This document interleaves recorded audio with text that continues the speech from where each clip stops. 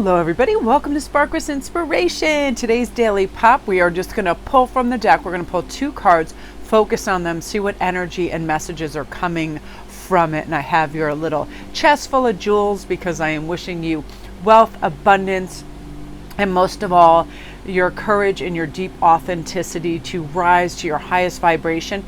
Again, I definitely believe that we do have a set point of vibration that we begin at, and we can always amp that up and bring it up. You know, it's as soon as we notice all the magic, all the beauty, all the care, all the wonder that's out in the world, we instantly start to raise our vibration because we're showing gratitude.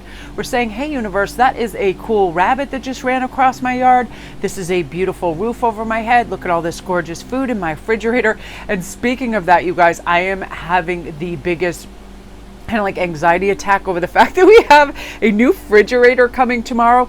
And you know, when you haven't moved your current refrigerator for, I don't know, like 5 years, I'm like, well, what if the guys move it and there is like some crazy spillage or weird stuff under there? What if there is an entity that I don't even know or recognize? You know, one of those things. So what I just thought I'm going to do to not have that anxiety is move the refrigerator tonight and look and do a little cleanup under it. It's just one of those things where you have like people that you don't know in your house, and you don't want your house to be like, I don't even know what's living under there or what's happening. Like, you don't want to be embarrassed. I was like, oh my gosh, but I'm really excited because the weirdest thing happened. Our refrigerator all of a sudden started getting warmer, and it wasn't really at its top notch capacity, as well as the ice maker started to break, and that was a deal breaker for Ian. He's like, we need a new refrigerator. And comment down below if you guys ever get any new appliances and it gives you anxiety because you have to move it. First of all, like what's under there, what is incorporated in this whole deal, what do they have to plug in, how much time does it take? Because there's another thing with appliances, and comment if you guys have had this, the window they give you is like, oh, 4 to 77 hours. You know, it's like that's the window, like all day and a day. It's very odd. So you're waiting around and you're like, oh, and also the weird factor of having to move everything out of your refrigerator because they're going to take it away. Like, what's even in my refrigerator that I don't know I possess? Like, is there a guava that has been in there since ancient Mesopotamia? Like, I have no idea. Like, I'm not looking forward to this, but I just wanted to share that with you because I was like, every once in a while, you know, I'm like doing something and that pops, and I'm like, you know what, it's no big deal. It's done and dusted. You clean it out, they bring in a new thing, it's replaced. And again, that's perspective. So I feel like that's something that's factoring highly in for a lot of us is our perspective. The perspective we want to have on summer. We want it to be bright and vibrant. Ooh, look at this. Yay. Here's our two cards. Look at this, you guys. And I wanted to do stuff like this. It's spontaneous. I mean, I never re-pick things and pick out phrases I'm saying and all of that. It's like, it's just, the channeling has to come naturally, I believe, especially in these daily pops, because it's like, what is genuinely coming towards us? And this is the energy you're projecting, you guys. This is some high vibe, awesome stuff. This is a healthy body thriving with constant flow of balanced energy. The Emperor knows who he is. And, you know, this is a condition of rest and peace and overall feeling great about life and knowing in your sovereignty that you have what it takes to manifest what you want in your dream, you know.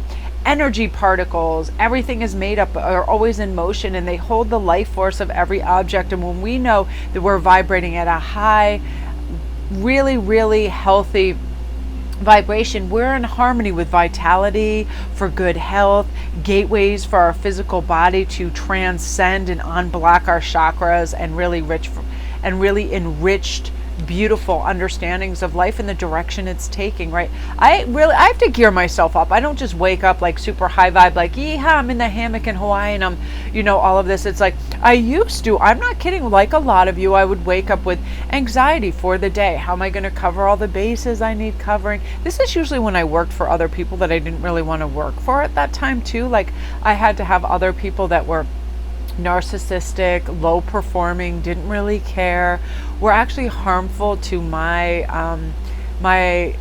energetic vibe because they were just low vibe people. And I used to wake up with anxiety, and that's when I started to take hold and go, well, what's going to reduce that and have me wake up excited about life? And I knew right away, hell girl, you got to be self-employed because you will work your butt to the bone regardless of where you are. So why aren't you working for yourself and your creative endeavors and making your beautiful jewelry and spreading the word of how to get encapsulate this love in your life? it's not that difficult when we decide that's what we want to do and we're not playing anymore. And that's part of how I was able to get to that state where I knew not only did I deserve this, but I was a high value person and I had some great things to offer the universe. And why was I working for these people who would literally work you into the ground? So the Queen of Pentacles also says, how are you earning your money? How are you setting up your financial future? Are you in tune with this? Is this an equal vibration for you? Because mine is definitely, I love discussing all the opportunities and potentials in life, because that would always ring true to me when I woke up. How can I get the richest potential out of this day? How can I make fun bonds and laugh and make other people laugh and have a good time and enhance other people's lives as well as my own? And it wasn't necessarily in a corporate life. It wasn't necessarily as a traveling barista. I always wanted to meet a lot of people, and I garnered a lot of energy from that. But what happens is you're in a work environment where people set the standards, and sometimes those standards are craptacular. You're like, really? The bare minimum, like when it came to maybe cleaning things or doing whatever. That's why I absolutely loved and stayed at Ooh La La so long, because Faina was a dream. She was a really happy, upbeat, high vibe person. I mean, she was this, like, let's get it done. But what happens when you have a vast array and you're expanding, it's one of those things where you're not really having, it's like one of those things where you want to give your all, but financially it's ridiculous how you're rewarded and that kind of thing. It's just over minimum wage. I mean, yes, you can earn good tips and do other things, but it's one of those things where you can be devalued very quickly when you're in the food industry, because people have all these weird phobias about it. And, they, is there this? And now, with everything and like, I'm allergic to nuts and I'm wheat and dairy free and all of this, it's like you're catering to those things, but people have a lot of issues surrounding food. And I thought, that's not really great for me. My power is words. My power is understanding philosophy, magic, in the other kind of worldly realms where I receive messages. And weirdly enough, I wish I was helping, and I believe I was helping people I worked with and served as well, but it wasn't leaving me enough time. When I got home, I got tired. So ask yourself, am I tired when I get home from what I'm doing, so I can't advance in the things that really are my true passion? Is it disproportional? Like if you're a writer, but yet you work for, I don't know, Apple computers, are you getting home and then like you're trying to do the things that you want to do, but you can't write because you're so exhausted and it's creating a block? Really, this is substantial shift in how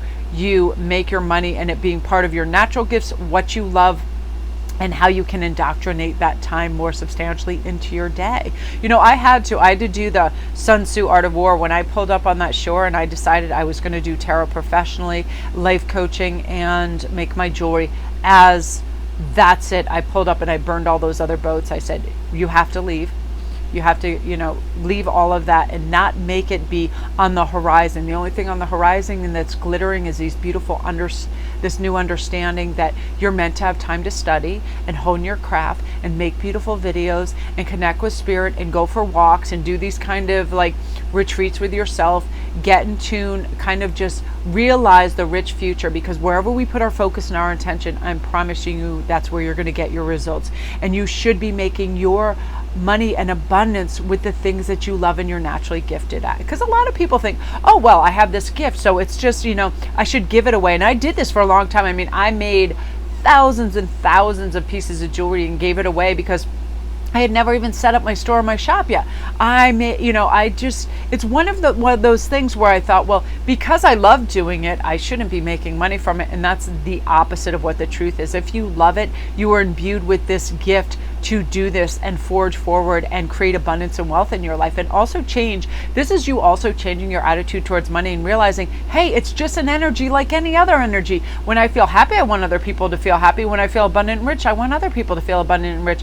And that is one of my mainstays of my entire life. I've always been very generous, and sometimes to a fault. If I have money, it's yours. If I have time, it's yours. But now I'm realizing time is very valuable to me, because I have all these ideas that I want to get out there for Patreon, for my craft, for videos, for making jewelry and all of this. So because time is very special, some of you guys will notice over on IG and other things that I'm not answering you every single day when you DM, or it takes me a while to answer back on some of, your messages underneath my videos, because I really have to ascribe to my mantra that time is valuable, and I need this time to really practice my studies and understand things, as well as being connected to this, the social world of it. And that's what you're going to notice. You're going to be able to delegate your time really beautifully to the things you love, and you're going to understand that time is valuable and that you are worth whatever you charge. I mean, I never second guess myself in any of the fees that I charge. And sometimes, I have people that